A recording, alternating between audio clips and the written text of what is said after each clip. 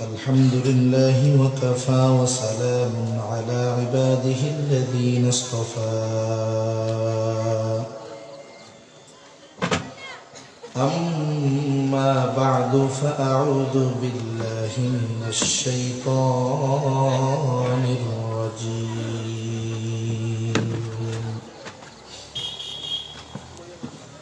بسم الله الرحمن الرحيم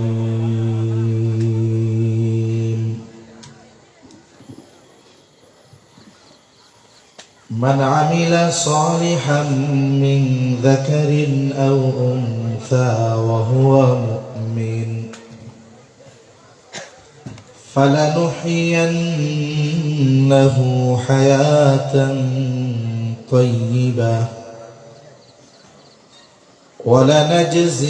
ولنجزينهم أجرهم بأحسن ما كانوا يعملون. وقال رسول الله صلى الله عليه وسلم أخلص دينك يكفيك العمل القليل أو كما قال النبي صلى الله عليه وسلم صدق الله العلي العظيم وصدق رسوله النبي الكريم ونحن على ذلك من الشاهدين والشاكرين والحمد لله رب العالمين. سبحانك لا علم لنا إلا ما علمتنا إنك أنت العليم الحكيم. اللهم صل على محمد وعلى آل محمد كما صليت على إبراهيم وعلى آل إبراهيم إنك حميد مجيد. اللهم بارك على محمد وعلى آل محمد كما باركت على إبراهيم وعلى آل إبراهيم إنك حميد مجيد. আল্লাহর মহব্বতে আমরা জবান খুলে একটু জিকির করি লা ইলাহা ইল্লাল্লাহ।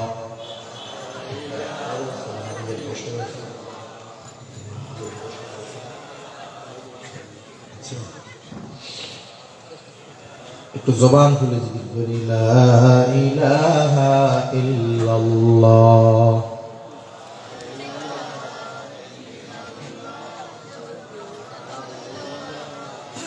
ইল্লাল্লাহ লা ইলাহা ইল্লাল্লাহ লা ইলাহা ইল্লাল্লাহ। ভোকাল ঘুমায়া আওয়াজ টনটন করেন, হালকা রিভার্ব দেন। আমরা একটু মেহরবানি করে জিকিরের সাথে সাথে যার সামনে ফাঁকা জায়গা আছে একটু পূরণ করে আগে আগে বসি, একটু কষ্ট করি। আল্লাহ তাআলা এই হরকত নড়াচড়ার কারণে বরকত দিবেন ইনশাআল্লাহ। লা ইলাহা ইল্লাল্লাহ লা ইলাহা ইল্লাল্লাহ।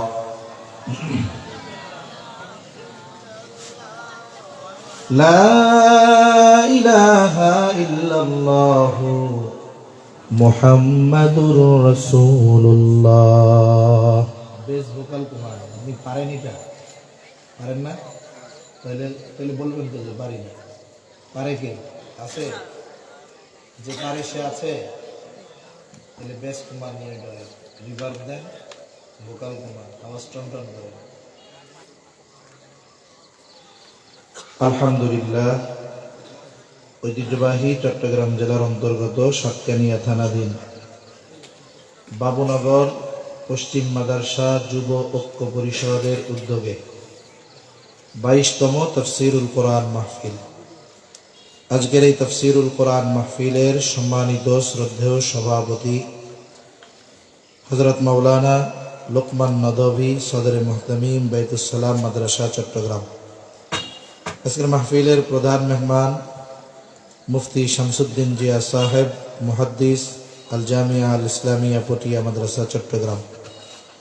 আমন্ত্রিত উলামায়ে কেরাম, সামনে উপস্থিত মুরব্বিয়ানে কেরাম, সমবয়সী যুবক বন্ধু, স্নেহের ছোট ভাই, মাইকের আওয়াজ যত দূরে যায়, পর্দার অন্তরালে অবস্থানরতা সম্মানিতা শ্রদ্ধা মা ও বোন, আল্লাহ রাব্বুল আলামিনের দরবারে অগণিত শুকর যে মহান মালিক হায়াতে বরকত দিয়ে সুস্থ রেখে এতক্ষণ পর্যন্ত বিজ্ঞ উলামা হযরতদের জবান থেকে খুবই গুরুত্বপূর্ণ কথা আপনারা শ্রবণ করতেছিলেন।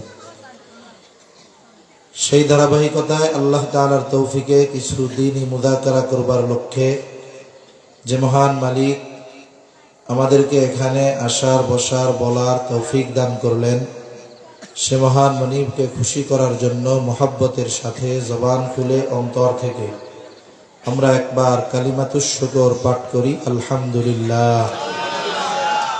অগণিত দুরূদ ও সালাম সাইয়্যিদুল আম্বিয়া, আশরাফুল আম্বিয়া, খাতামুল আম্বিয়া, ইমামুল মুরসালিন, রহমাতুল লিল আলামিন মুহাম্মাদুর রাসূলুল্লাহ সাল্লাল্লাহু আলাইহি ওয়াসাল্লামের উপর। আপনি এটা চালাইতে পারেন? আপনারা কি বলছি? রিভার্ব দিতে বলছি, ভোকাল বাদ দিয়ে টন দিতে বলছি। আপনি পারেনই না, আপনার হাত ঘুরানো দেখে বুঝে গেছে। না পারলে আর কিছু করেন না, ভলিউম বাড়ান, কিছু লাগবে না, ভলিউম বাড়ান। ভলিউম তো বুঝেন, আওয়াজ, মনিটরের আওয়াজ নেই, বাইরের আওয়াজ আমার কানে আসতেছে। এই দুইটা কেন দিচ্ছেন? আমার কানে যেন এই দুইটার আওয়াজ শুধু আসে, এই জন্য দিচ্ছেন তো নাকি? তাহলে বাইরের মাইকের আওয়াজ কেন আমার কানে আসবে? এখন আবার বাইরেরটা সাউন্ড কমাইয়া এইটার আওয়াজ দিবেন না, ওইটার আওয়াজ ঠিক থাকবে, এটা ঠিক করবেন। পারেন না।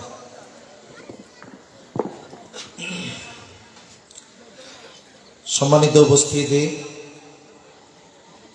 আমি আপনাদের খেদমতে পবিত্র কোরআনুল কারীমের একটা আয়াত ও রাসূল আকরাম সাল্লাল্লাহু আলাইহি ওয়াসাল্লামের অগণিত হাদিস থেকে একটা হাদিস পাঠ করেছি।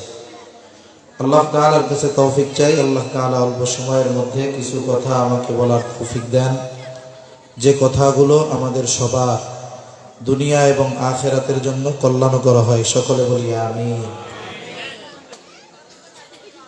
সম্মানিত উপস্থিতি, যে আয়াতখানা আপনাদের খেদমতে তিলাওয়াত করেছি, উক্ত আয়াতের মধ্যে আল্লাহ সুবহানাহু ওয়া তাআলা ঈমানদার নারী এবং পুরুষ যদি আমলে সালেহ করে, সৎ কর্ম করে, আল্লাহ তাআলা এই ঈমানদার নারী এবং পুরুষদেরকে দুই ধরনের পুরস্কার দেওয়ার ঘোষণা দিয়েছেন।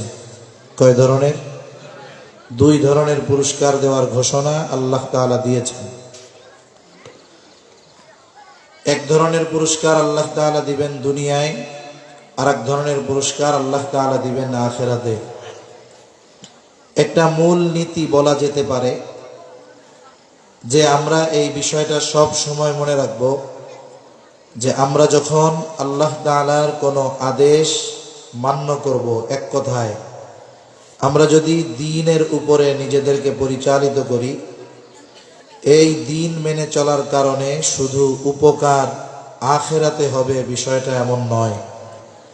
বরং আল্লাহ সুবহানাহু ওয়া তাআলা তার হুকুম আহকাম মেনে চলার কারণে, ভালো কাজ করার কারণে দুনিয়ায়ও আল্লাহ তাআলা কিছু প্রতিদান দিবেন।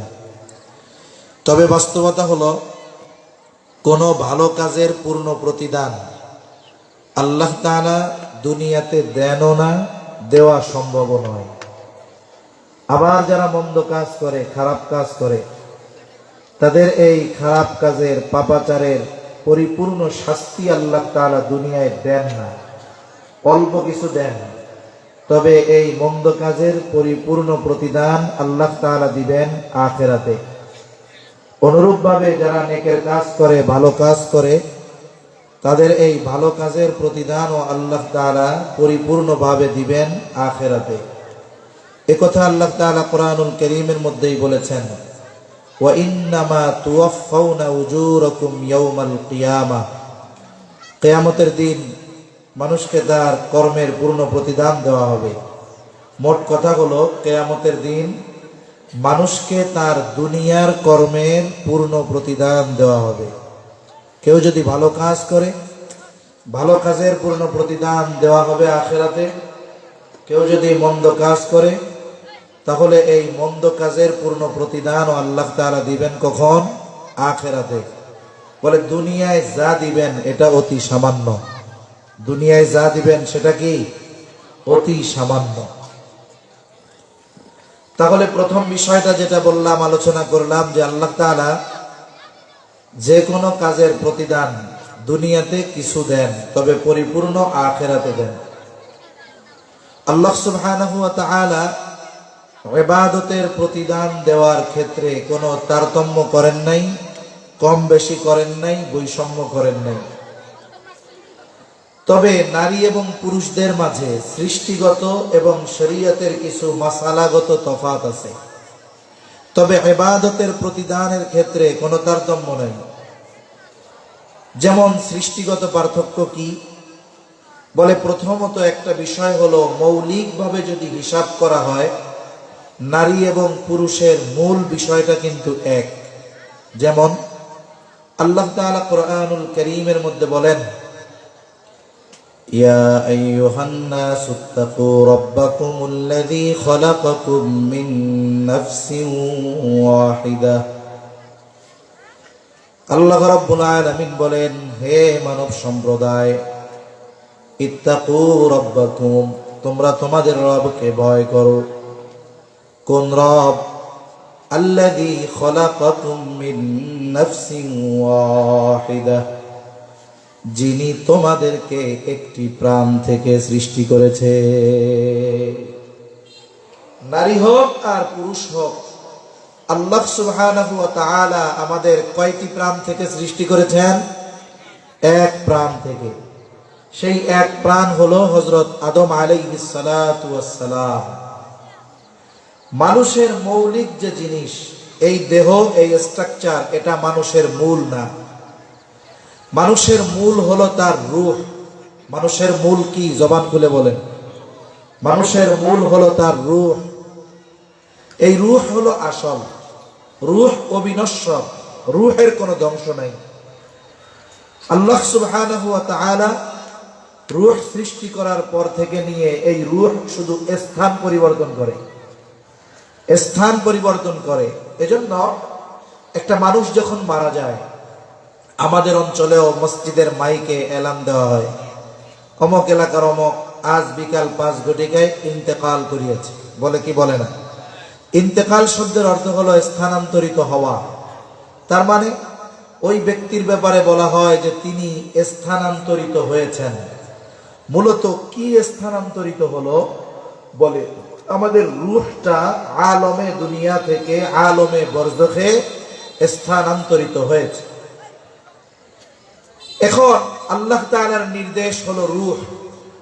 আল্লাহ সুবহানাহু ওয়া তাআলা এই দিক থেকে নারী পুরুষকে একজনের থেকেই আল্লাহ বের করেছেন। হাদিসের মধ্যেও আসছে, আল্লাহ সুবহানাহু ওয়া তাআলা আদম আলাইহিস সালামকে সৃষ্টি করেছেন মাটি থেকে, আমাদেরকে সৃষ্টি করেছেন আদম আলাইহিস সালাম থেকে।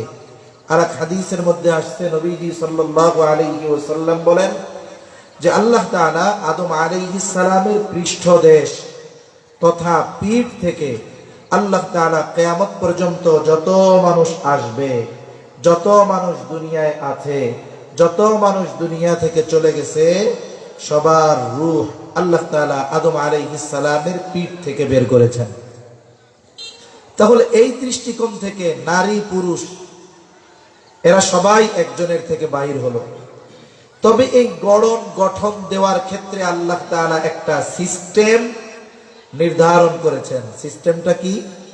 আল্লাহ সুবহানাহু ওয়া তাআলা আদম আলাইহিস সালাতু ওয়াস সালাম থেকে তার জোড়া হাওয়া আলাইহিস সালামকে সৃষ্টি করেছেন। এরপরে কি করেছেন? বলে এই দুইজনের মাধ্যমে আল্লাহ সুবহানাহু ওয়া তাআলা পৃথিবীব্যাপী নারী এবং পুরুষের বিস্তার আল্লাহ তাআলা ঘটিয়েছেন। এখন এই যে স্ট্রাকচার আমাদের দেহ, সৃষ্টিগতভাবে নারী এবং পুরুষের মধ্যে দৈহিক গঠনের কিছু পার্থক্য আছে। যেমন একটা নারী সন্তান ধারণে সক্ষম, পুরুষ সন্তান ধারণে সক্ষম নয়। একটা নারী সন্তানকে দুধ পান করানোতে সক্ষম, একটা পুরুষ এটাতে সক্ষম নয়। এই ধরনের শারীরিক কিছু অবয়ব আকৃতিগত পরিবর্তনও নারী এবং পুরুষের মধ্যে আছে। স্বাভাবিকভাবে পুরুষের দাড়ি হয়, স্বাভাবিকভাবে নারীর যদি কোনো অসুস্থতা না থাকে তাহলে সুস্থ কোনো নারীর দাড়ি ওঠে না। এ হলো আকৃতিগত কিছু পরিবর্তন। আরো যা আছে এটা মোটামুটি বলা লাগে না, সবাই কম বেশি বুঝে।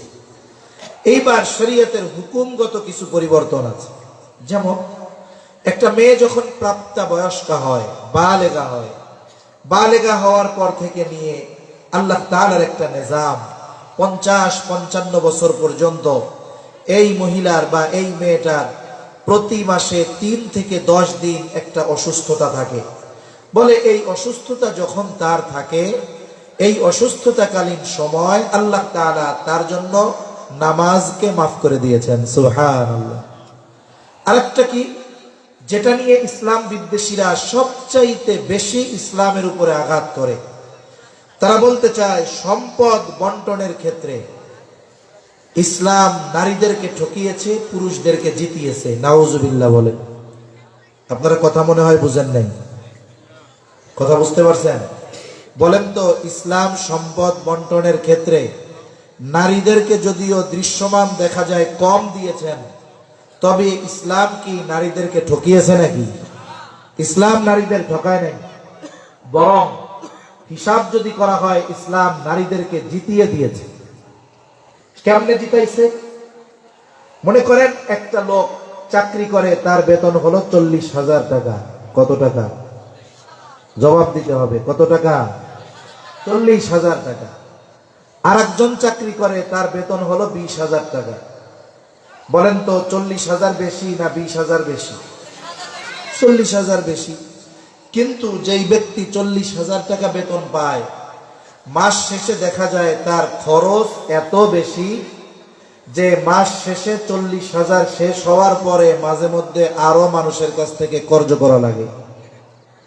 আর যার 20,000 টাকা বেতন, আলহামদুলিল্লাহ 10,000 টাকায় তার মাস চলে যায়, মাস শেষে তার ডানে আরো 10,000 থাকে। বলেন তো বছর শেষে 40,000 বেতনওয়ালা লাভবান না 20,000 বেতনওয়ালা লাভবান? কেন? বলে উনি যদিও বেতন পায় বেশি, ওনার খরচও বেশি। 20,000 টাকাওয়ালা লাভবান কেন? বলে উনি বেতন যদিও কম পায়, যা পায় তার থেকে অর্ধেক খরচ, এই জন্য বাকি অর্ধেক ওনার পকেটে থেকে যায়। যারা এই কথা বলে ইসলাম নারীদেরকে ঠকিয়েছে, এরা মনে হয় ইসলাম পূর্বকালীন সময় নারীদের অবস্থা সম্পর্কে জানে না। যদি এরা ইসলাম পূর্বকালীন সময় সামাজিকভাবে নারীদের অবস্থার কথা জানতো, তাহলে এই মানুষগুলো এই কথা বলার দুঃসাহস করত না যে ইসলাম নারীদেরকে ঠকিয়ে দিয়েছে। ইসলাম পূর্বকালীন সময়ে তো একটা কন্যা সন্তান হলে তার বেঁচে থাকারই অধিকার ছিল না। বাইতুল্লাহ যারা গিয়েছেন, বাইতুল্লাহ পশ্চিম সাইডের দিকে একটা খোলা জায়গা আছে। এই জায়গাতে জাহেলিয়াতের সময় যদি কারো কন্যা সন্তান হতো, তাহলে ওই জায়গায় কন্যা সন্তানকে জীবন্ত পুঁতে ফেলা হতো। এমনকি কোরআনুল কারীমের মধ্যে আল্লাহ তাআলা জানিয়ে দিয়েছেন, ওয়াইদা বুশিরা আহাদুহুম বিল উনসা ওয়াল্লা ওয়াজহুহু মুসওয়াদ্দা ওয়া হুয়া কাযীব। হ্যাঁ, যখন কাউরে সুসংবাদ দেওয়া হইতো যে তোমার একটা কন্যা সন্তান হয়েছে, ওর চেহারা তখন আর হাস্য উজ্জ্বল থাকতো না। ওর চেহারাটা আমাদের বাংলার মানে উপমা দিয়ে বলি, চেহারাটা কড়াইয়ের কালির মতো হয়ে যাইত। ও যতক্ষণ না ওই কন্যা সন্তানকে জীবন্ত পুঁতে ফেলতে পারত ততক্ষণ ওর মনে শান্তি আসতো না। কন্যা সন্তান হওয়াকে সে নিজের সম্মানের জন্য হানিকর মনে করত। কন্যা সন্তান হওয়াকে সে নিজের জন্য লজ্জার কারণ মনে করত। কন্যা সন্তান যদি হইতো, লজ্জায় সে ঘর থেকে বের হতো না, মানুষদেরকে মুখ দেখাইতো না। এটা ইসলাম পূর্বকালীন সময়। তার মানে ওই সময় নারীর বেঁচে থাকারই অধিকার ছিল না। ইসলাম আসলো, নবীজি সাল্লাল্লাহু আলাইহি ওয়াসাল্লাম নারীদের অধিকার প্রতিষ্ঠা করলেন। প্রথমত নারীদেরকে বেঁচে থাকার অধিকার দিলেন। পুরুষদেরকে জানিয়ে দিলেন, তোমার দুইটা কন্যা যদি হয়, দুইটা কন্যাকে ভালো মতো তুমি বড় করো, একে দিন শেখাও, দিনদার পাত্রের হাতে তুলে দাও, তাহলে কি হবে? বলে তুমি দুইটা জান্নাতের মালিক হয়ে যাবে। সুবহানাল্লাহ। এখন যদি কারো বেশি হয় তাহলে কি হবে? বলে যতগুলা হবে ততগুলার ব্যাপারে যদি যথাযথভাবে পিতা দায়িত্ব পালন করে, আল্লাহ তাআলা ততগুলো জান্নাতের মালিক তারে বানায় দিবে। সুবহানাল্লাহ বলে। ইসলাম পূর্ববর্তীকালীন সময় কোন নারী যখন মা হতো, মা, এই মা হিসাবেও তার অধিকার প্রতিষ্ঠিত ছিল না। কিন্তু আল্লাহ তাআলা নারীকে মায়ের অধিকার দিলেন। অধিকারটা কত? এক লোক এসে নবীজির কাছে জিজ্ঞাসা করতেছেন, আমার কাছে সবচাইতে বেশি হক প্রাপ্য কে? রাসূল সাল্লাল্লাহু আলাইহি ওয়াসাল্লাম বললেন, উম্মুকা, তোমার মা। সে জিজ্ঞাসা করে, সুম্মা মান, এরপরে কে? নবীজি আবার বললেন, তোমার মা। সে আবার জিজ্ঞাসা করতেছে, সুম্মা মান, এরপরে কে? নবীজি আবার বললেন, তোমার মা। চতুর্থবার যখন সে জিজ্ঞাসা করলো যে এরপরে কে, নবীজি বললেন, তোমার পিতা আর অন্যান্য যারা আছে তারা। তাহলে মা হিসাবে নারীর অধিকার প্রতিষ্ঠিত করলো ইসলাম। কন্যা হিসাবে নারীর অধিকার প্রতিষ্ঠিত করলো ইসলাম।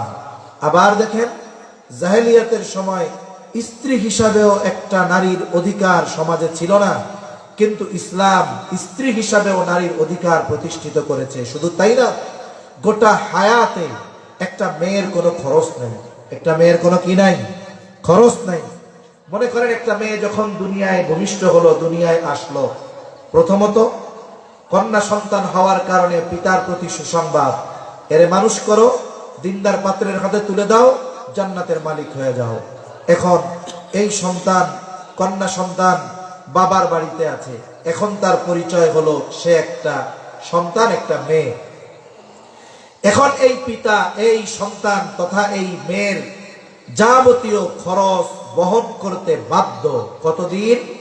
বলে তার বিবাহ না হবে যতদিন। বিবাহ যদি 20 বছরে হয় 20 বছর পর্যন্ত, 25 বছরে হলে 25 বছর পর্যন্ত, 30 বছরে হলে 30 বছর পর্যন্ত, যদি 35 বছরেও বিবাহ না হয়, বলেন তো ওই পিতা 35 বছর পর্যন্ত ওই কন্যার খরচ বহন করতে বাধ্য কি বাধ্য নয়? বাধ্য। কিন্তু একটা ছেলে যদি হয়, ছেলের ক্ষেত্রে কি হবে? বলে একটা পিতা ছেলের খরচ বহন করতে বাধ্য ততদিন, ছেলে নাবালেগ থাকবে যতদিন। একটা ছেলে সর্বোচ্চ কয় বছরে বালেগ হয়? হাদিসের মধ্যে আসছে আহাদুল বুলুগ, বালেগ হওয়ার সর্বশেষ সময়সীমা হলো 15 বছর। কত বছর? জোরে বলেন, আরো জোরে, কত বছর? 15 বছর। এই যে গতকাল না পরশুদিন ঢাকার কেরানীগঞ্জের চুনুকুটিয়ায় একটা ব্যাংক ডাকাতির ঘটনা ঘটছে। অনেকে হয়তো জানেন, অনেকে হয়তো জানেন না। এরা কি করছে? খেলনা পিস্তল নিয়ে গেছে আর কি ডাকাতি করতে। যারা গেছে, একজনের বয়স 18-র কোঠায়, আর একজনের বয়স 16-র কোঠায়। কিন্তু এদের অপরাধ অনুযায়ী এদেরকে শাস্তি দেওয়া যাবে না। কেন? বলে সরকারের বালেগ হওয়ার নির্ধারিত সময় হলো 18 বছর। এখন এদেরকে ধরা হবে কিশোর। তার মানে এখন এদের এই অপরাধের যেই শাস্তি হওয়া দরকার সেই শাস্তি তাদের দেওয়া হবে না। কেন? বলে এরা এখনো বালেগ হয় নাই, প্রাপ্তবয়স্ক হয় নাই। এই কারণে সরকার ঘোষিত সময় 18 বছর বালেগ হওয়ার হতে পারে, কিন্তু ও বিষয় একদিকে রাখেন, বালেগ কত বছরে হবে, কত দিনে হবে, এর কোনো নির্দিষ্ট সময় ইসলামও দেয় নাই, বরং চূড়ান্ত সীমা জানিয়েছে। সর্বশেষ সময়সীমা কত বছর? 15 বছর। তাই 15 বছর কিন্তু ইংরেজি হিসাবে নয়, 15 বছরটা হলো আরবি হিসাবে। এই মনিটরটা একটু ঘুরে দেন, আর ওই টুইট কুমার আপনি চালাইতে পারেন না, আমি বুঝে গেছি, এটা লাগবে না, এটা ঘুরান একটু, টুইট কুমাবেন, ক্যাশ ক্যাশ, ঠিক আছে, রিভার্ব দিবেন আবার। তাহলে বালেগ হওয়ার সর্বশেষ সময়সীমা আরবি হিসাবে 15 বছর। তাহলে আরবি হিসাবে যদি 15 বছর হয়, ইংরেজি হিসাবে যদি 15 বছর হয়, আরবি হিসাবে কত দিন হয়? প্রতি বছর হিসাবে 15 10 150, প্রায় 6 মাসের কাছাকাছি বাদ, 5 মাস বাদ। তাহলে ইংরেজি হিসাবে একটা ছেলের যখন 14 বছর 7 মাস হয়ে যাবে, একে আর নাবালক বলার মতো কোনো সুযোগ নাই। সে আরো আগেও বালেগ হইতে পারে, 14 বছরে হইতে পারে, 13.5 বছরে হইতে পারে, 13 বছরেও হয়ে যেতে পারে। এখন একটা ছেলে যখন বালেগ হয়ে যাবে, ধরেন তার 14 বছর বা 15 বছরই ধরলাম, এখন এই ছেলের 15 বছর হওয়ার পরে তার পিতা যদি তাকে বলে যে বাবা তুমি এখন তো বালেগ হয়ে গেছো, আজকে থেকে আমি তোমার কোনো খরচ দিতে পারবো না, তোমার প্রাইভেটের টাকা দিতে পারবো না, তোমার টিউশনির টাকা দিতে পারবো না, তুমি, আমি অসুস্থ, আমারে উপার্জন করে খাওয়াও, তোমার খরচ আমি দিতে পারবো না। বলেন তো, ছেলে বালেগ হয়ে যাওয়ার পরে এই কথা বলার অধিকার পিতার আছে না নাই? আছে। কেন? সন্তান ছেলে বালেগ হয়ে যাওয়ার পরে তার খরচ বহন করতে পিতা বাধ্য নয়। কিন্তু মেয়ের ক্ষেত্রে বালেগ হলে কি বলবে যে তোমাকে আমি আর খাওয়াইতে পারবো না? এ কথা বলার অধিকার বাবার আছে? বিবাহ হইতেছে না, বাপ কি বলতে পারবে তোমার বিবাহ হয় না কেন, আমি তোমারে আর খাওয়াইতে পড়াইতে পারবো না? তার মানে দেখেন, বাবার ঘরে মেয়ের যতদিন না বিবাহ হবে ততদিন পর্যন্ত মেয়ের খরচ দিতে বাবা বাধ্য। আর ছেলের ব্যাপারে বাবা বাধ্য কতদিন? বলে ছেলে নাবালক থাকবে যতদিন। এখন বুঝে থাকলে বলেন, বাবার ঘরে ছেলে জিতলো না মেয়ে জিতলো? মেয়ে জিতে গেছে। এরপরে মেয়েটার জন্য একটা সম্বন্ধ আসছে, ছেলে দেখতে আসছে। ছেলে খুব স্মার্ট, উচ্চ শিক্ষিত, চেহারাও অনেক সুন্দর, সব কিছু ঠিক আছে। ছেলেও মেয়ে পছন্দ করেছে, মেয়েও ছেলের পছন্দ, মেয়ের বাড়ির সবার ছেলেকে পছন্দ। এখন বিবাহের আগে ছেলে একটা কথা বলতেছে যে দেখেন, আমারও আপনাদেরকে পছন্দ হয়েছে, আমাকেও আপনাদের পছন্দ হয়েছে, আমি এই বিবাহে রাজি, তবে একটা শর্ত আছে। কি শর্ত?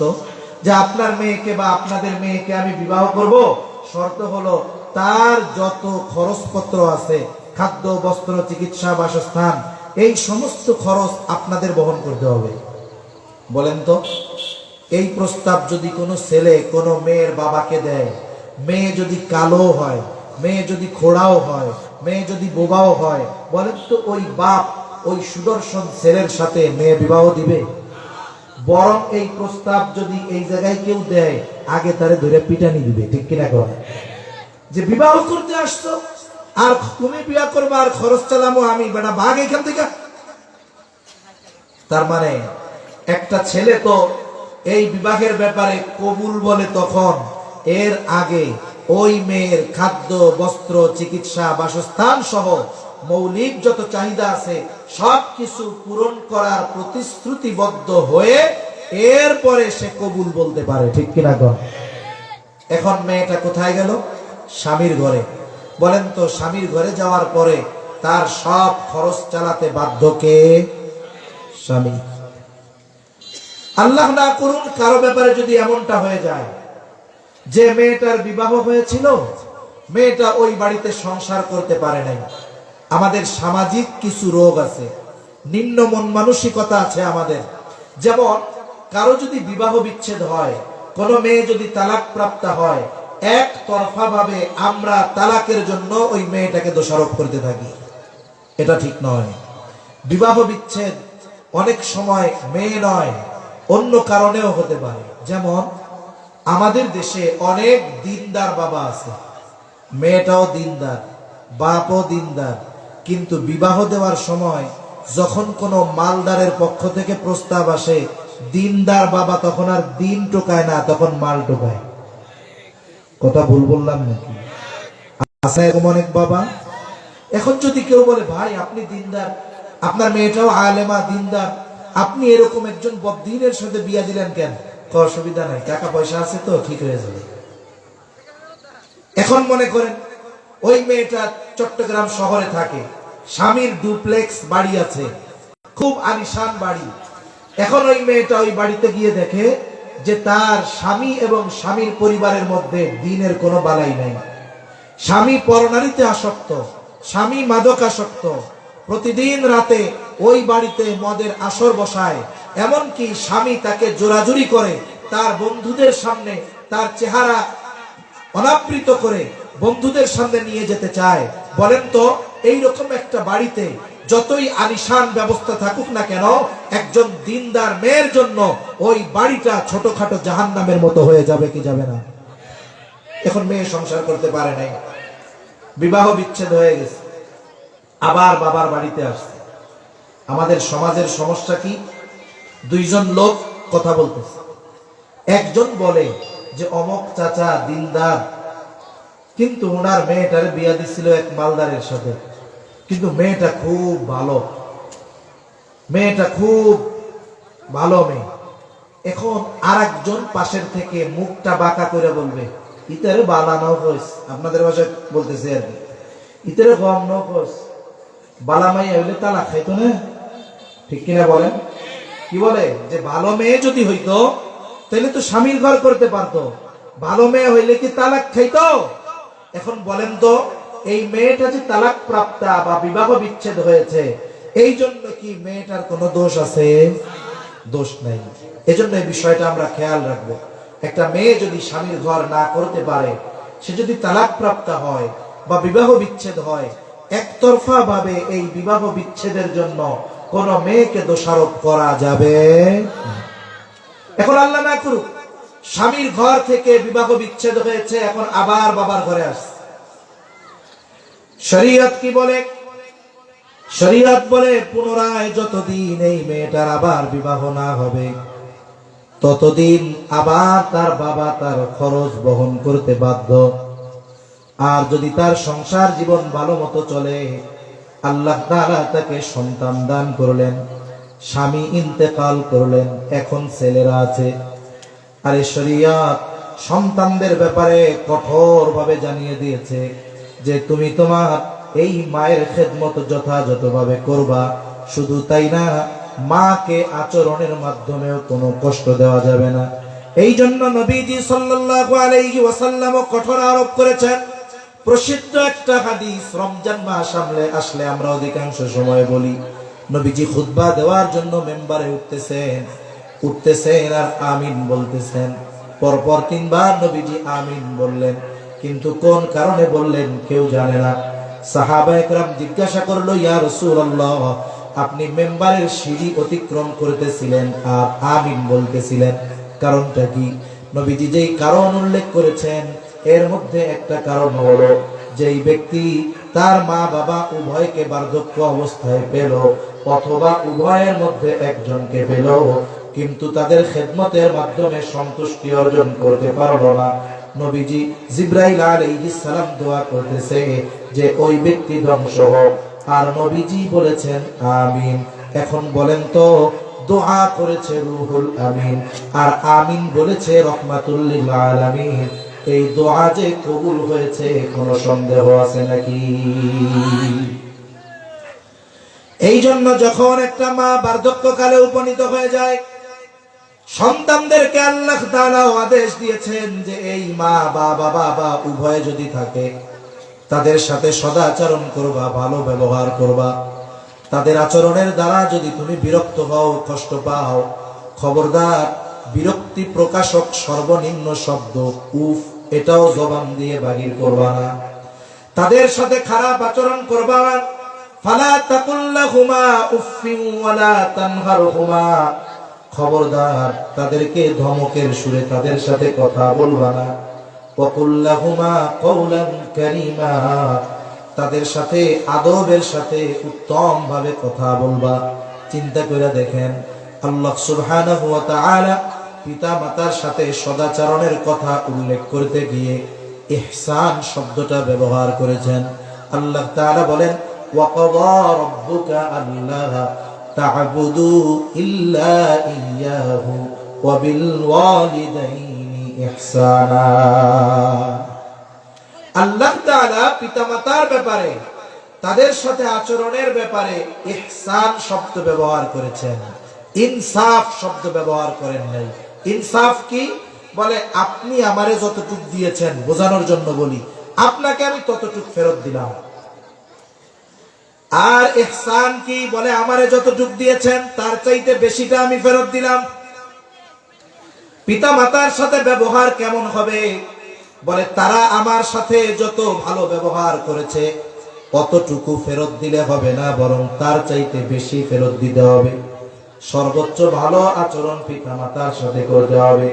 তার মানে বলতেছিলাম যে একটা নারী যখন স্বামী মারা যায়, তার যদি সন্তান থাকে, আল্লাহ তাআলা স্পেশাল ভাবে আইন প্রয়োগ করে দিয়েছেন যে এই মায়ের সন্তুষ্টি অর্জনের জন্য যা কিছু করা লাগবে তুমি করবা।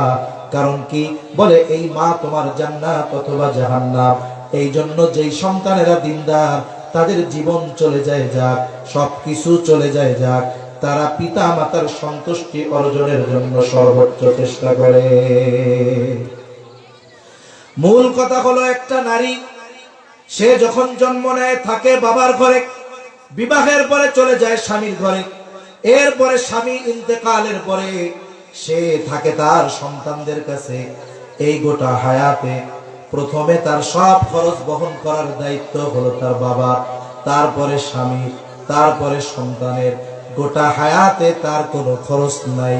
তার মানে আল্লাহ তাআলা তার জন্য যতটুকু দিয়েছেন ততটুকুই তার থেকে যায়, তার থেকে একটুও খরচ করা লাগে না।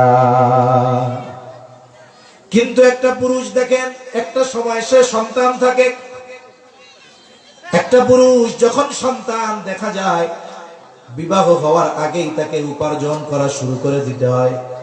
এইবার সে তার মা বাবার জন্য ব্যয় করে। এরপরে এই পুরুষটা যখন বিবাহ করে, তার স্ত্রীর জন্য ব্যয় করা শুরু করে। সন্তান যখন হয়, সন্তানের জন্য ব্যয় করে।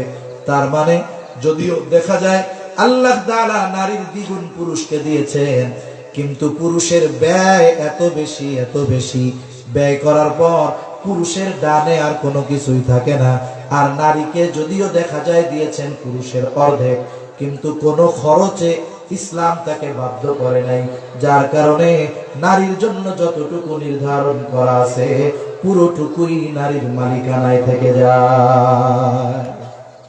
তাহলে বলেন, সম্পদ বন্টনে যদিও দেখা যায় নারীকে দেওয়া হয়েছে পুরুষের অর্ধেক, পরিমাণ যদিও কম দেখা যায়, বাস্তবতায় বলেন তো জিতছে নারী না পুরুষ? নারী জিতছে। কিন্তু ইবাদতের বিনিময়ের ক্ষেত্রে আল্লাহ তাআলা কোনো তারতম্য করেন নাই। বরং যদি হিসাব করা হয়, নারীকে এখানেও আল্লাহ জিতিয়ে দিয়েছেন। বলে একটা পুরুষের সময় আছে, সুযোগ আছে, সে ইচ্ছা করলে নফল ইবাদত করতে পারে, তাহাজ্জুদ পড়তে পারে, মসজিদে অপেক্ষা করে আওয়াবিন ইশরাক করতে পারে। কিন্তু একটা নারী যখন বাসায় থাকে, তার যদি সন্তান থাকে, তার জন্য ফরজ নামাজ পড়াই অনেক সময় কষ্টকর হয়ে যায়। এই জন্য নফল ইবাদত সে করতে পারে না, নফল রোজা সে রাখতে পারে না। এই যে স্বামীর মা বাবার খেদমত করে, এই জন্য নফল ইবাদত করতে পারে না। স্বামীর জন্য রান্না করে, অন্যান্য আত্মীয় স্বজন আসলে সেবা করে, তাদের খেদমত করে। বলে এই নারী যদি এইগুলাকে বোঝা না মনে করে আল্লাহর সন্তুষ্টির জন্য এই কর্মগুলো করে, বুজুর্গানে দিন বলেন এই নারীর রান্না বান্না, কাপড় ধোয়া, তারপরে সন্তান লালন পালন, এই বিষয়গুলো তার আমলনামায় কবুল ইবাদত বলে গণ্য হয়ে যায়। আর পুরুষ নামাজ পড়ছে, রোজা রাখছে, কবুল হবে কি হবে না আল্লাহ জানে। কিন্তু সে যদি তার এই গৃহস্থলী কাজগুলো আল্লাহর সন্তুষ্টির জন্য করে, বলে এগুলাও তার আমলনামায় কবুল ইবাদত বলে যোগ হয়। হিসাবে এই জায়গাও নারী জয়ী, ঠিক কিনা গো? যাই হোক, আমার আয়াতের মূল আলোচনার দিকে যাই। আল্লাহ রাব্বুল আলামিন বলেন, মান আমিলা সালিহাম মিন যাকারিন আও উনসা ওয়া হুয়া মুমিন। আল্লাহ রাব্বুল আলামিন বলেন, মান আমিলা সালিহা, যে নেক আমল করে, মিন যাকারিন আও উনসা, নারী হোক অথবা পুরুষ, ওয়া হুয়া মুমিন, আর সে মুমিন। সোজা কথাই হলো, মুমিন নারী অথবা পুরুষ যদি আমলে সালেহ করে, তাহলে এই মুমিন নারী অথবা পুরুষের জন্য কয় ধরনের পুরস্কার? জোরে গণ, জোরে বলেন কয় ধরনের? আপনারা কি সজাগ আছেন? আসেননি? তাকবীর জানতো? নারায়ে তাকবীর, আরো জোরে নারায়ে তাকবীর।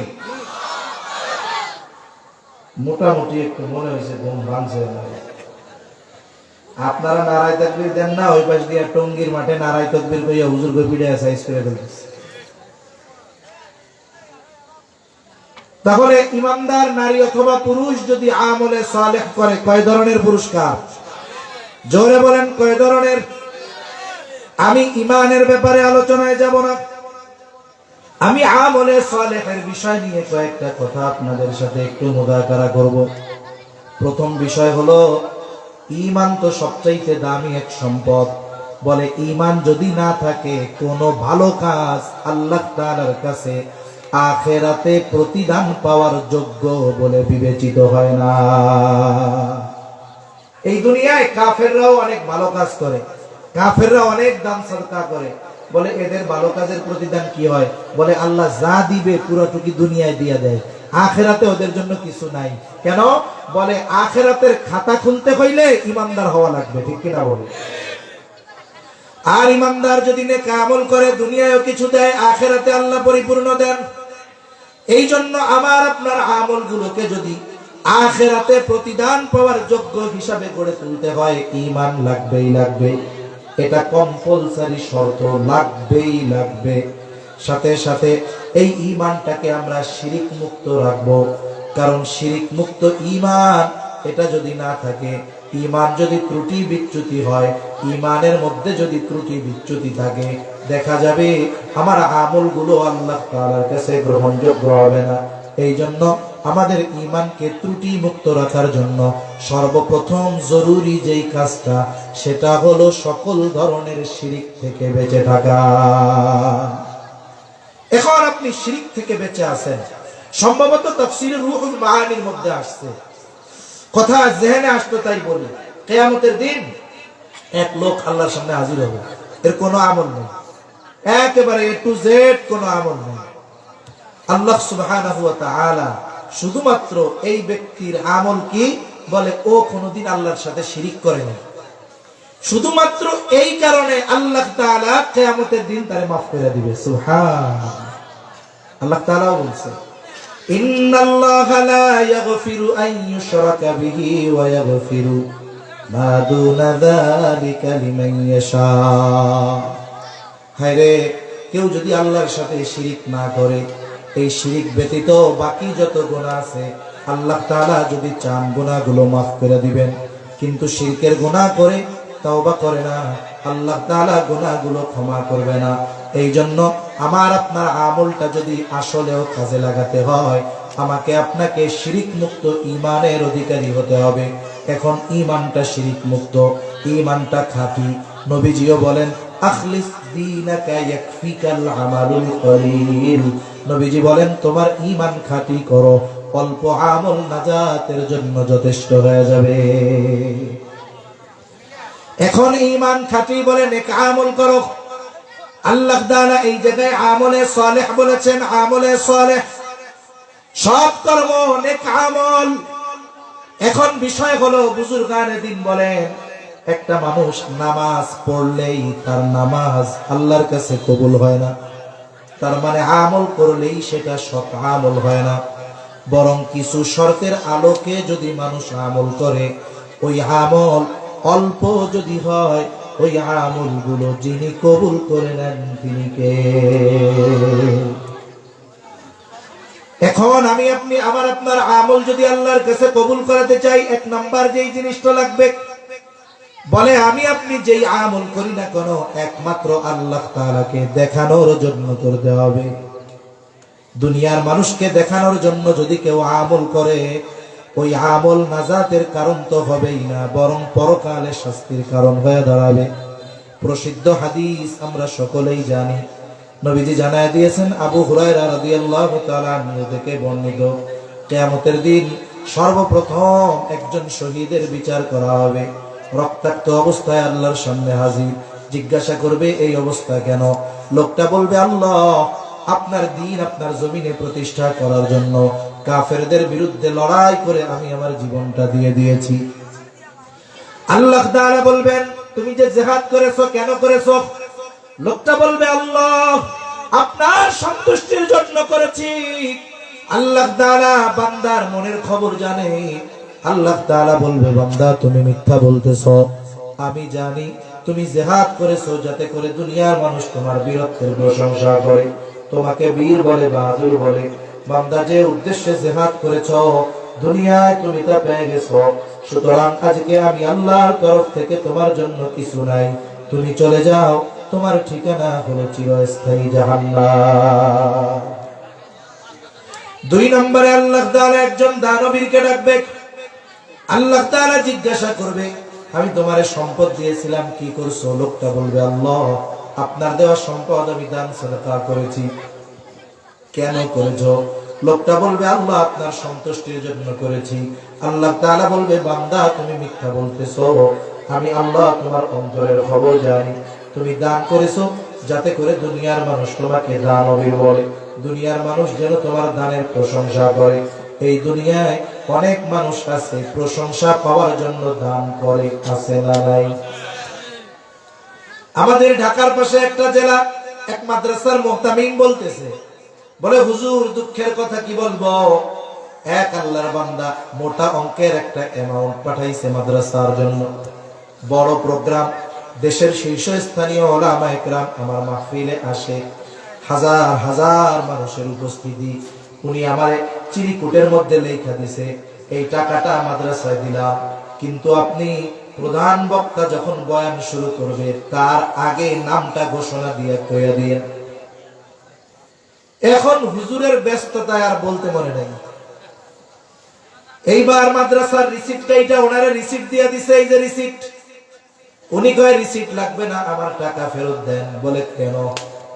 বলে আপনারে কইছিলাম প্রধান বক্তার আগে আপনি নামটা ঘোষণা দিয়ে দিবেন, দেন নাই কেন? এই জন্য আমার টাকা ফেরত দিয়ে দেন। এইরকম আল্লাহর বান্দাও দুনিয়া আছে। 2 বছর আগে যশোর এলাকায়, যশোর বলে একজন দাঁড়াইছে মেম্বারিতে, দেখবেন যখন কেউ নির্বাচন করবে এই সময় খুব দান সাদাকা করে বেশি, ঠিক কিনা বলে? মসজিদে মসজিদে ঘুরে বেশি, মাদ্রাসায় যায় বেশি। কারণ এদেশের মানুষ যারা ক্ষমতায় আসে ওরা ইসলামের বিরোধিতা করলেও নির্বাচনের সময় ঠিকই চিন্তা করে। ইনু মেনন এরাও নির্বাচনের সময় টুপি লাগাইয়া আসসালামু আলাইকুম দিত, ঠিক কিনা গণ? ওরা তো আর শুদ্ধভাবে সালাম দেয় না, কি কইতো আসসালামু আলাইকুম। এই যে নাস্তিক, এই কমিউনিস্ট, এরাও টুপি মাথায় দিত। কেন? এদেশের মানুষের অন্তরে যে দ্বীনের প্রতি মহব্বত আছে ওরা বুঝে, ঠিক কিনা গণ? এরপরে দুর্ভাগ্যক্রমে ওই মেম্বার হইতে পারে না, এক মসজিদে দিয়েছিল ফ্যান, খোঁজ পাইছে ওই এলাকার কেউ ভোট দেয়, আস্তে কইরা মসজিদ থেকে ফ্যান খুলে নিয়ে এসছে। চিন্তা করে দেখেন এইরকম দানবীরও আমাদের দেশে আছে না নাই? আল্লাহ তাআলা বলবে, বান্দা তুমি যে উদ্দেশ্যে দান করেছো দুনিয়ায় তুমি তা পেয়ে গেছো, আজকে আমি আল্লাহর তরফ থেকে কিছু নাই, তুমি চলে যাও, তোমার ঠিকানা হলো জাহান্নাম। এরপরে একজন কারি সাহেবকে ডাকবে, না আলেমকে ডাকবে, জিজ্ঞাসা করা হবে কি ব্যাপার, ইলম শিখছো কেন, কোরআন কেন শিখেছো? লোকটা বলবে, আল্লাহ আপনার সন্তুষ্টির জন্য শিখেছি। আল্লাহ তাআলা বলবে, বান্দা তুমি মিথ্যা বলতেছো, আমি আল্লাহ তোমার অন্তরের খবর জানি। তুমি ইলম শিখেছো, কোরআন শিখেছো যাতে করে দুনিয়ার মানুষ তোমাকে আলেম বলে, হাফেজ বলে, তোমার তিলাওয়াতে যেন তারা বাহবা দেয়, তোমার বয়ান শুনে যেন বাহবা দেয়, তোমার যেন শাইখুল হাদিস বলে, মুফাসসিরে কোরআন বলে, যে উদ্দেশ্যে অর্জন করেছো দুনিয়ায় তুমি তা পেয়ে গেছো। আজকে আমি আল্লাহর তরফ থেকে তোমার জন্য কিছু নাই, তুমি চলে যাও, তোমার ঠিকানা হলো চিরস্থায়ী জাহান্নাম। এত বড় বড় আমল আল্লাহর সন্তুষ্টির জন্য না করার কারণে কোনো দাম নাই। আল্লাহ তাআলা কোরআনুল কারীমের মধ্যে জানায় দেন, এই যে আমরা দুনিয়ায় যে আমলগুলো করি সব আমল আল্লাহর সামনে হাজির করা হবে। আল্লাহ তাআলা বলেন, ওয়াকাদিমনা ইলা মা আমিলু মিন আমালিন ফাজআলনাহু হাবাআম মানসুরা। আমরা যেই আমলগুলো করি ওই আমলগুলো আল্লাহর সামনে হাজির করা হবে। কার সামনে? জোরে কোন বলেন তো। ওই আমলগুলো যদি আল্লাহর জন্য না হয়, মানুষের জন্য হয়, আল্লাহ তাআলা কি বুঝতে পারবেন কি পারবেন না? কোন আমল যদি জাল আমল হয় আল্লাহ তাআলা ধইরা ফেলতে পারবে। দেখেন, একজন লোক গেছে ব্যাংকে 1 লক্ষ টাকার বান্ডিল নিয়ে, ওই বান্ডিলের মধ্যে 20টা ঢুকায় দিছে জাল টাকার নোট। এখন ব্যাংকের মধ্যে যেই মেশিন আছে ওই মেশিন শুধু টাকা গনে তা না, টাকা জাল হইলেও ধরতে পারে কি পারে না। এইবার মেশিনের মধ্যে দিয়ে দিছে, একটু পরে কি রে মেশিন সিগন্যাল দিছে, জাল টাকা বের করছে। চিন্তা করে অনাকাঙ্ক্ষিত একটা হয়েই যাইতে পারে। কিন্তু বলেন তো, পরপর যখন দেখবে 20-25টা জাল নোট, সন্দেহ আসবে কি আসবে না? প্রথম বিষয়, বলেন তো এই জাল নোটগুলো কি পুনরায় গ্রাহককে ফেরত দেওয়া হবে নাকি? হবে না। ব্যাংক ওইটাকে পাঞ্চ মেশিন দিয়ে ছিদ্র কইরা বাতিল বলে গণ্য করবে। দ্বিতীয় অবস্থা কি হবে? তল দিয়া ফোন দিবে পুলিশে, তাড়াতাড়ি একটা ফোর্স পাঠান, আমার এই জায়গায় জাল টাকার কারবারি পাওয়া গেছে। ও পিছনে ঘুরতে ঘুরতে দেখবে পুলিশ এসে কয় অ্যারেস্ট হিম। ঠিক কিনা বলে? তাহলে টাকা যদি জাল হয়, 1 নম্বরে টাকা বাতিল, 2 নম্বরে জাল টাকা বহন করার কারণে শাস্তি হয়। আমল যদি আল্লাহর জন্য না হয় ওই আমলটাও জাল আমল হয়। জাল টাকা কি হয়? বলে প্রথম ওইটাকে ধ্বংস করা হয়। আল্লাহ বলেন আমলটা আমি ধ্বংস করব। কেমনে? বলে আমি ওটাকে আল হাবাউল মানসুরে পরিণত করব। হাবাউল মানসুর কাকে বলে? নিশ্চিহ্ন ধুলায় পরিণত করা হবে। আমরা এখন এখানে কোনো ধুলাবালি দেখি না, কিন্তু বাস্তবতা হলো এই জায়গা দিয়েও ধুলাবালি উঠতেছে, কিন্তু দেখা যায় না। ঠিক কিনা গণ? এমন ধুলি কণায় আল্লাহ পরিণত করবে কেমন যেন সে কোনো আমলই করে নাই। আবার কেন শাস্তি দেওয়া হবে? কেন? বলে ইবাদতের একমাত্র হকদার হলেন আল্লাহ। এখন যদি কেউ ইবাদত মানুষকে দেখানোর জন্য করে, এটা শিরকের একটা প্রকার। মানুষকে দেখাইয়া আমল করছে, জাল আমল, বাতিল। ইবাদতের হকদার আল্লাহ, মানুষকে দেখানোর জন্য যখন করছে, হক নষ্ট হইল কার? এখন এই কারণে শাস্তি হিসাবে তার জাহান্নাম। এই জন্য ইবাদত কবুলের প্রথম এবং প্রধান শর্ত হলো ঈমান তো আছেই, এরপরে যেই প্রথম এবং প্রধান শর্ত হলো আমলটা আমাকে আপনাকে করতে হবে একমাত্র যার সন্তুষ্টির জন্য। তিনি কে? ছোট খাটো যত আমল হোক আল্লাহর জন্য যদি করা হয় ওই আমল আখিরাতে নাজাতের কারণ হতে পারে। আরে একজন দুশ্চরিত্রা নারী, সে একটা কুকুরে পানি পান করায়া যদি নাজাত পেয়ে যাইতে পারে, আর আমরা যদি আমলগুলো আল্লাহর জন্য করি আল্লাহ মাফ করবেন আশা করা যায়। ঠিক কিনা বলেন? এজন্য নবীজি বলেন, আয়েশা তুমি কোনো ভালো আমলকে ছোট মনে করবা না, আবার কোন ছোট অন্যায়কেও তুচ্ছ মনে করবা না। কারণ হতে পারে আল্লাহ তাআলা ওই ছোট নেকের কাজের কারণে মাফ করে দিতে পারে, আবার ছোট অন্যায়ের কারণে আল্লাহ তাআলা চাইলে শাস্তিও দিতে পারে। তাহলে 1 নম্বর শর্ত, সকল আমল একমাত্র কার জন্য হবে? জবান খুলে বলেন। 2 নম্বর, বলে আমলটা হতে হবে নিজের পদ্ধতিতে নয়, নবীজির পদ্ধতিতে, সুন্নাত তরিকায়। বাস্তবতা হলো এই পৃথিবীতে এমন কোন আমল নাই যেই আমলের সুন্নাত তরিকা নাই। আপনাদের জানা আছে নাকি 2-1টা আমল যেগুলোর পদ্ধতি নবীজি দেখায়া যান নাই? জানা আছে আপনাদের? সব আমলের পদ্ধতি নবী জানায়া দিয়েছে। সাহাবা একরামের মাধ্যমে আমরা প্র্যাকটিক্যাল ভাবে জানতে পেরেছি। দুনিয়াবি কিছু কাজ আছে, ওইগুলাও যদি নবীর তরিকায় করা হয় ইবাদত হয়ে যায়। আর ইবাদতে নবীর তরিকা থাকবে না, এটা হতে পারে না। একজন ব্যক্তি যদি বাথরুম করতে চায়, বাথরুম একদিন যদি 5 বার বাথরুম করে তার সওয়াব হবে না, যদি 1 সপ্তাহ বাথরুম না করে তার গুনাহ হবে না, ঠিক কিনা গো? কিন্তু বাথরুম করার সময় যদি সুন্নাত তরিকায় করে, বলে এই বাথরুম করাটাও তার আমলনামায় ইবাদত বলে গণ্য হয়ে যায়। এজন্য দুনিয়ার কাজ যেখানে নবীর তরিকায় করলে ইবাদত বলে পরিগণিত হয়, সেইখানে ইবাদত নবীর তরিকায় করা যায় না, এটা মেনে নেওয়ার কোনো সুযোগ নেই। মনে রাখবেন, ঈমানের পরে সবচেয়ে গুরুত্বপূর্ণ ইবাদত হলো নামাজ। ঈমানের পরে সবচেয়ে গুরুত্বপূর্ণ ইবাদত কি? জোরে বল। নামাজ। নামাজের আদেশ আছে কোরআনে, নামাজের আদেশ আল্লাহ তাআলা কোরআনুল কারীমের মধ্যে করেছেন। এখন যদি সারা পৃথিবীর সব আলেমদেরকে বলেন, এই যে কোরআন দেওয়া হলো, শুধুমাত্র এই কোরআনের মধ্য থেকে ওই যে নুরানি মাদ্রাসায় ছোট ছোট বাচ্চারা প্রদর্শনী দেখায় 2 রাকাত নামাজে 60টা মাসালা, এই 2 রাকাত নামাজে একেবারে প্র্যাকটিক্যাল মাসালা টাসালা সহ নবীর সুন্নাত নবীর হাদিস বাদ দিয়ে শুধু কোরআন থেকে বের করে দেন, কিয়ামত পর্যন্ত যদি সুযোগ দেওয়া হয়, হায়াত দেওয়া হয়, শুধু কোরআন থেকে 2 রাকাত নামাজ পড়ার পদ্ধতি বের করতে পারবে না। কিন্তু নামাজের আদেশ আল্লাহ কোরআনে দিলেন, শিখবো কোথা থেকে? নবীজি বলেন, টেনশনের কোনো কারণ নাই। সল্লু কামা রাআইতুমুনি উসাল্লি, নামাজ কিভাবে পড়বা? আমাকে যেভাবে নামাজ পড়তে দেখো। তার মানে নামাজের আদেশ করেছেন আল্লাহ, নামাজের পদ্ধতি উম্মতকে শিখিয়ে দিয়েছেন মুহাম্মাদুর রাসূলুল্লাহ। আরেকটা উদাহরণ দেই, মনে করেন নামাজের যতগুলো ফরজ আছে এর মধ্যে একটা ফরজ হলো রুকু করা। কি করা? জোরে বলেন। রুকু করা ফরজ।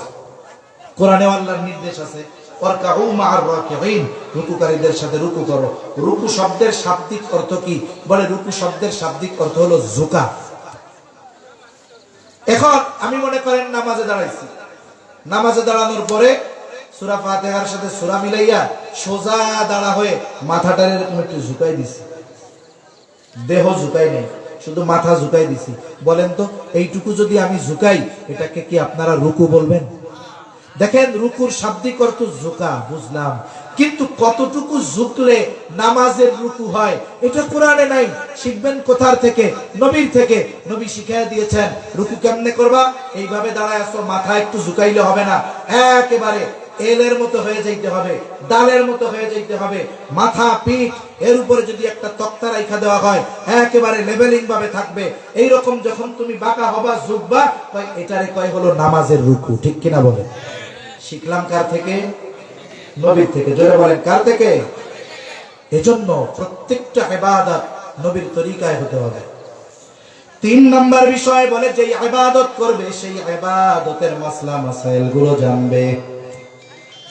এই জন্য নবীজিও বলেন, তলাবুল ইলমি ফারিদাতুন আলা কুল্লি মুসলিম, দ্বীনি ইলম শিক্ষা করা প্রত্যেক মুসলমান নরনারীর উপরে ফরজ। বলে কেন ফরজ? যদি সে এই ইলমগুলো অর্জন না করে, দেখা যাবে তার জীবনের অনেক ইবাদত করতেছে, হচ্ছে না, সে নিজেও তা বুঝবে না।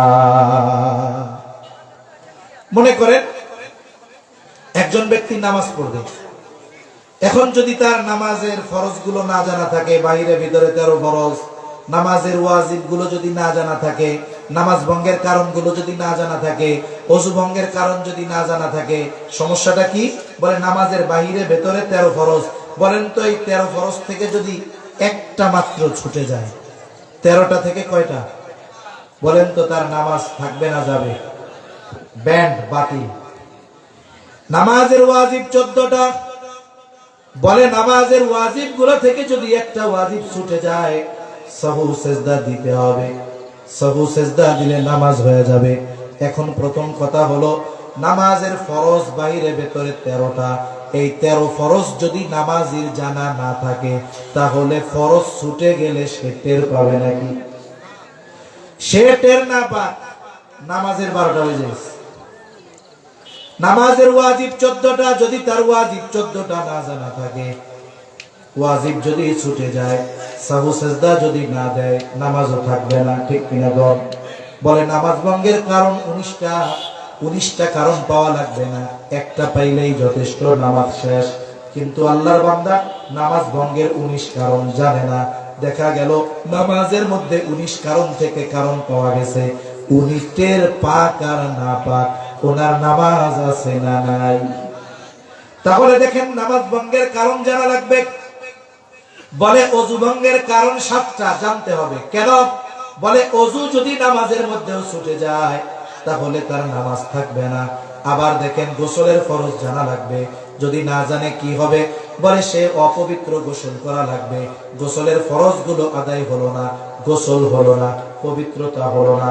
আর মনে রাখবেন, যেই পবিত্রতা অর্জনের জন্য গোসল দরকার, ওই পবিত্রতা অজুর দ্বারা অর্জিত হয় না।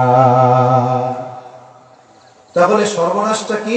বলে অজু হয় নাই, নামাজ নাই, গোসল হয় নাই, নামাজ নাই। আরেকটা বিষয়, শীতকালীন সময় তো, এই জন্য আমরা খেয়াল রাখবো, শীতকালে অজু করতে গেলে সবাই ওই কাকের মতো ডুব দেয়, তাড়াতাড়ি কোনো মতে শেষ করতে পারলে বাসে।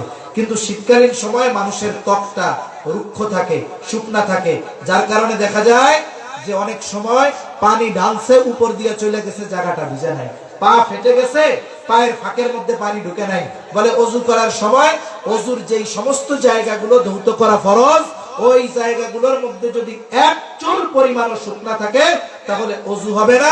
অজু হইল না তো পবিত্রতা হলো না, পবিত্রতা হলো না তো মক্কা শরীফ গিয়ে নামাজ পড়লেও কাজ হবে। এজন্য মাসালা মাসাইল জানার দরকার আছে না নাই? যারা মাদ্রাসায় পড়ে তারা মাদ্রাসা থেকে জানবে।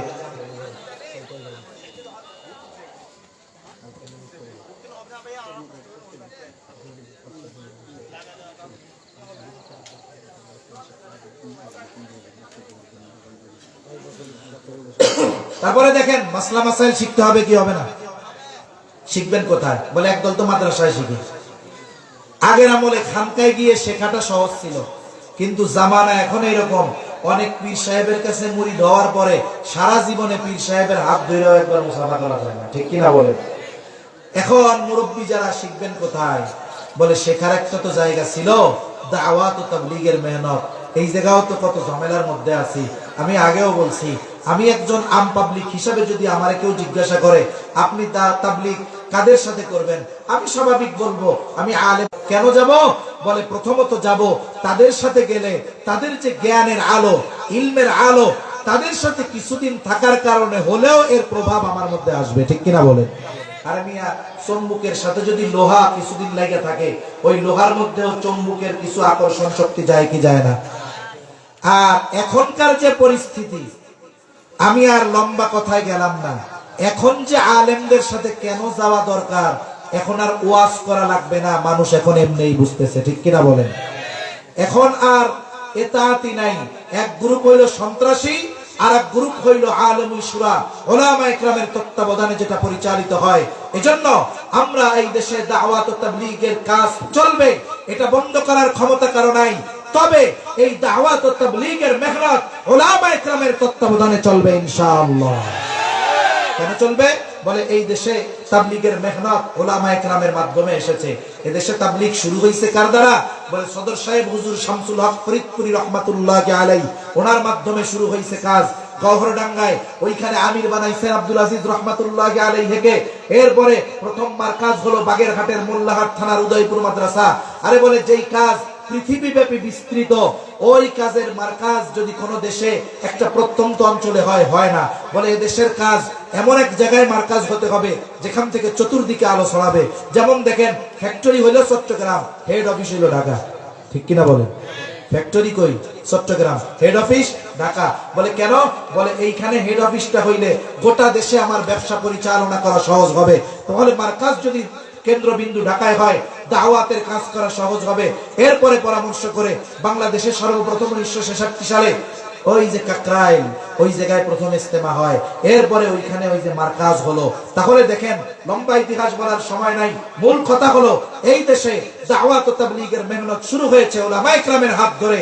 এখন যখন আমরা কিছুদিন সুযোগ দিয়েছি, এই সুযোগের অপব্যবহার করে দাওয়াত ও তাবলীগের মধ্যে কিছু অসাধু লোক ঢুকে নিজেদের মন গড়া ব্যাখ্যা আর উল্টাপাল্টা যখন করছে, উলামায়ে কেরাম চিন্তা করছে এইবার আর ওই গুড়ির নাটাই ওদের হাতে দেওয়া যাবে না, আবার আমাদের হাতে আনতে হবে, সঠিকভাবে মানুষকে দ্বীনের কথা বলে দ্বীনের পথে পরিচালনা করার ব্যবস্থা নিতে হবে। ঠিক কিনা বলেন?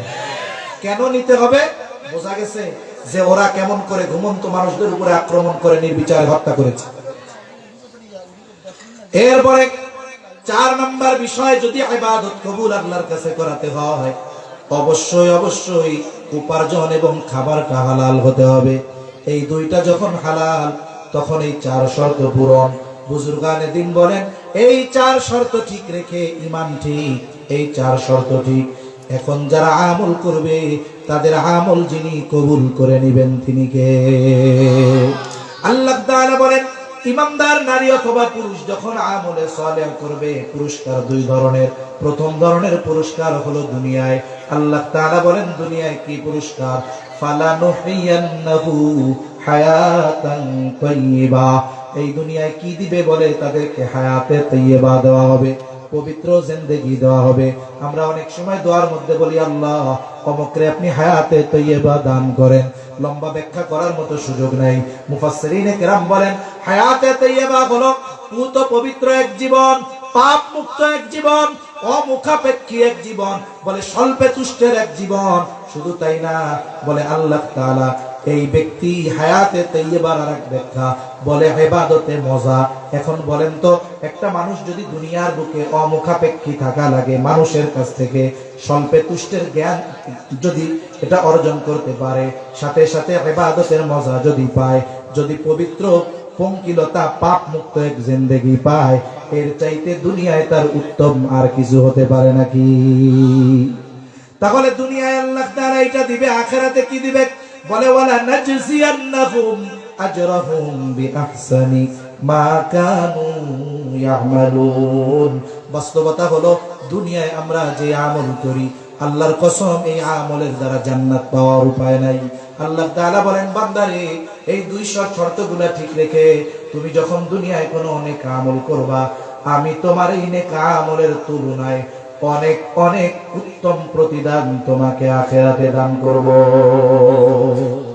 এজন্য আমরা যদি ঈমান ঠিক রেখে নেক আমল করি, নারী অথবা পুরুষ, ওই 4 শর্ত ঠিক রেখে দুনিয়ায়ও সফল, আখিরাতেও সফল। আল্লাহ সুবহানাহু ওয়া তাআলা আমাদের সবাইকে কথাগুলো বুঝবার, আমলের কথাগুলো আমল করবার তৌফিক দান করেন। সকলে বলি আমিন। ওয়া আখিরু দাওয়ানা আনিল হামদুলিল্লাহি রাব্বিল আলামিন। আসসালামু আলাইকুম ওয়া রাহমাতুল্লাহি ওয়া বারাকাতুহু।